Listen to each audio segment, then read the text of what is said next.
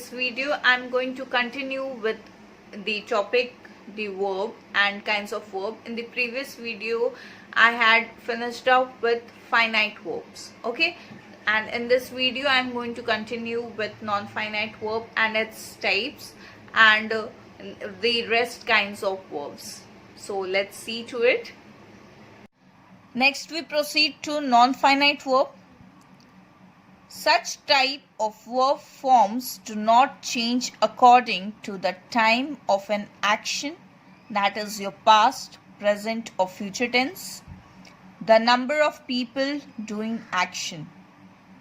That means it is just the opposite of finite verb.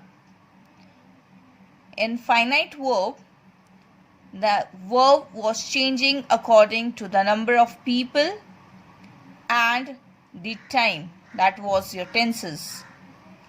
But here it doesn't changes. For example, Madan goes to school carrying a school bag.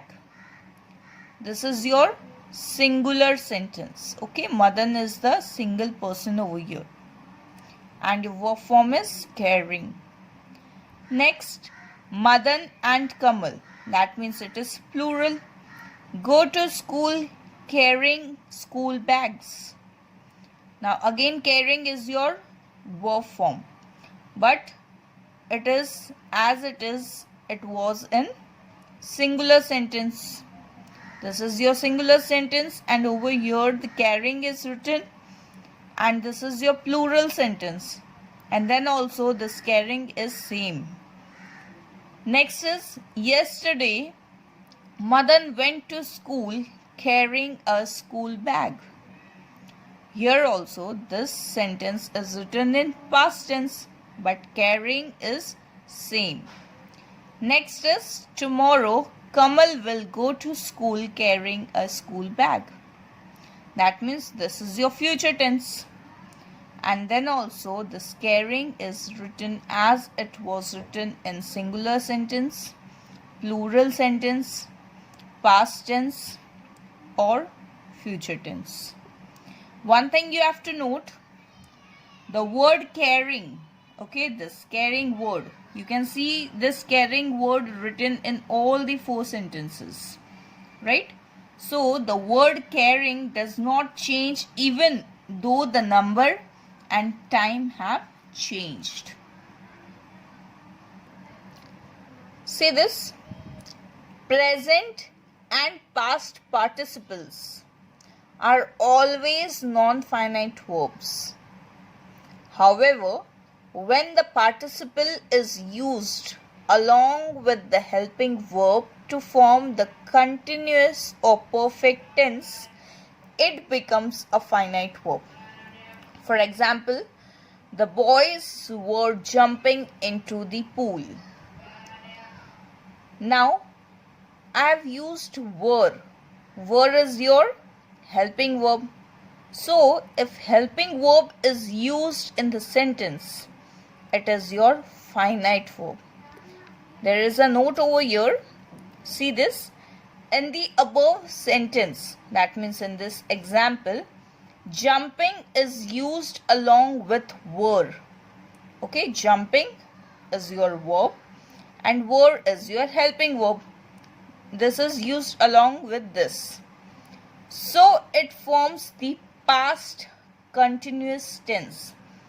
Were is the past tense and ing is there, so it is a continuous. So past continuous tense. Hence it is a finite verb. Okay. Next, but. If the sentence is Mrs. Mehta saw the boys jumping into the pool. You can see the jumping over here, but you can't see any helping verb in this sentence. Can you see? No, helping verb is not there. Mrs. Mehta saw the boys jumping into the pool. The word jumping does not have any helping verb before it. Hence, it is only a participle and therefore a non-finite verb. Non-finite verbs are further divided into three parts. Okay, non-finite verbs are further divided into three parts: the infinitive, the gerund, the participle. Verbs that have two.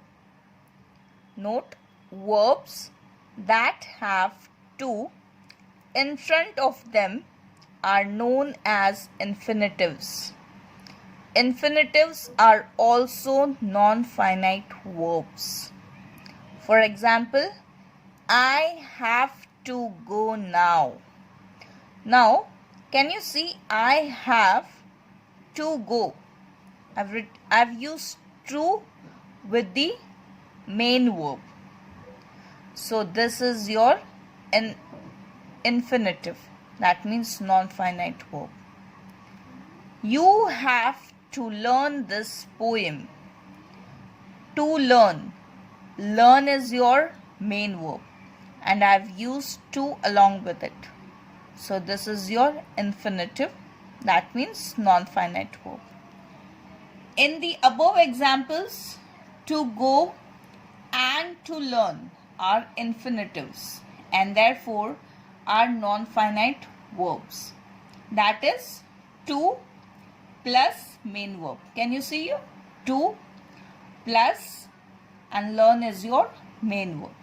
Here also to plus go is your main verb. Next we proceed to the next type of non-finite verb. Gerund is a noun which is formed from a verb by adding ing at the end of the word. Okay, gerund is nothing but it is a verb form and it is formed by the verb by adding ing. Okay, and this gerund is used in the place of noun. Okay, gerund spelling depends on the consonants and vowel at the end of the verb. Let's see how the spellings are formed. First, here you can see when there is more than one consonant in the verb, then you need to just add ing to the end of the verb.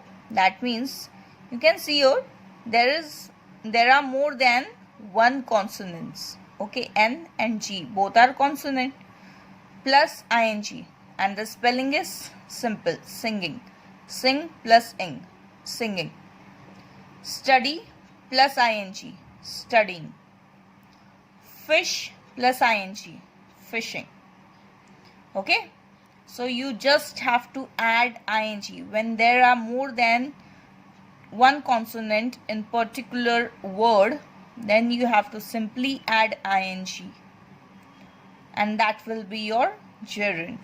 Okay, next is when the verb has two vowels, then again ing needs to be added to the end of the verb. That means you can see here in this eat, E and A both are vowels. So you have to add ing, eating. In meet also, meet, M-E-E-T, double E is your vowel. So the spelling is meet plus ing, meeting. Here also look, L-O-O-K. O is your vowel. So simply look plus ing is equal to looking.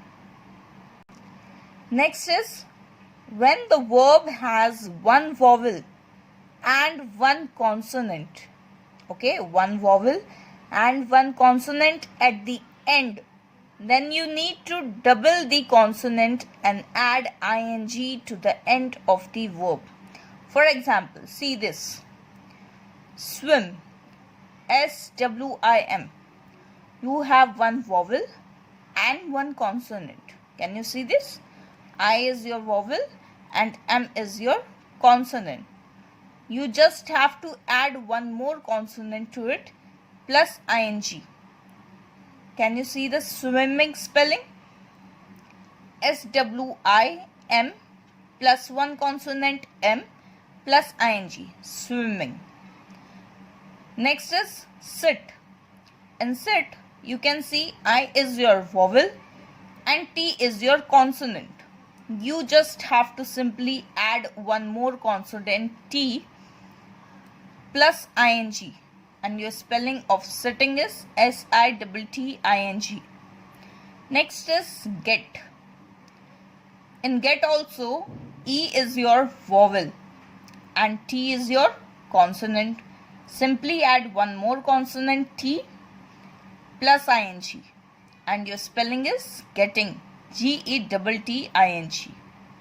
Next is when the verb ends in the letter E, replace the E with ing at the end of the verb. For example, see here, hike. Spelling of hike is HIKE. You have to remove this E. That means you are going to cut off. Hike minus E. If you are going to cut off this E, and plus what you have to put? ing. So HIKING is equal to hiking, HIKING. Next, write, WRITE. You have to cut off this E. And what will be your spelling?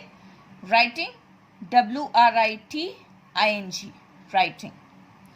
Next is dance, DANCE. You have to again cut off this E. So your spelling is DANC plus ing, DANCING, dancing. So thus the words formed by adding ing to the end of the verb are called gerunds, and they are used as nouns in a sentence.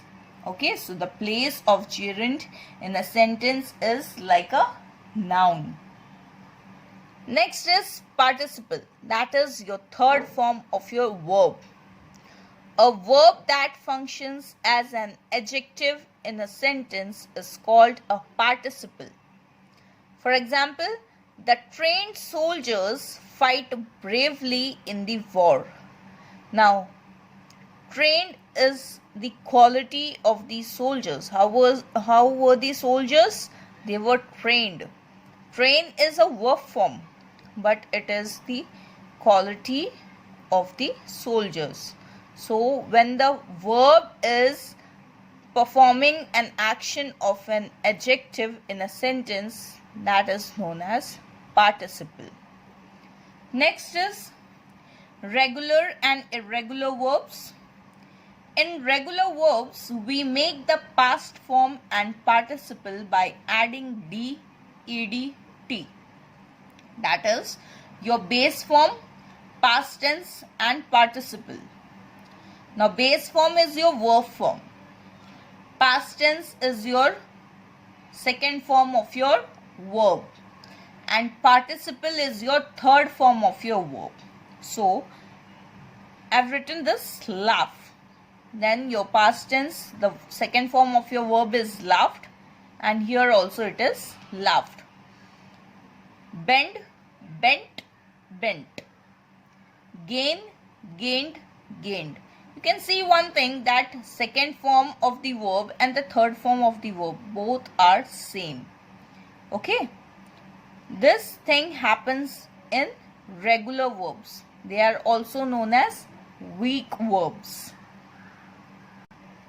Next is your irregular verbs. They are also known as strong verbs. Such type of verbs are formed by changing the inside vowels of base form. For example, base form, that means again your verb form. Past tense is the second form of your verb, and participle is again your third form of your verb. Arise, this is your main verb. You can see here it changes into arose.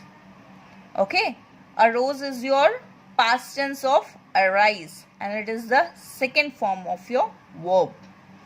Arisen, this is the third form of your verb, that is known as participle. Here, there is no need to add ed or d over here. Okay? Arise, arose, arisen. Write, wrote, written. Further, we proceed to modal verbs. Modal verbs are used before main or root verbs to express permission, suggestion, advice, possibility, ability, request, obligation, and so on. Such verbs indicate the attitude, intention, and the mood of the speaker. Words used as modals are should, must, that means it is showing the compulsion, that it is compulsory. Can, could, that means it is showing the that we can try. Okay. Ought to, that means we have to do this, it is showing the duty. Would, will, shall, be able to, may, might, that means request or something. For example, I can read one book every day. It is showing the possibility that I can. My capability is to read one book every day. So, this can is your modal verb. May I drink water? This is showing the request that may I drink water. I hope you all have got this topic verb, and if you all have any doubt, you can ask me the questions. Okay? Thank you.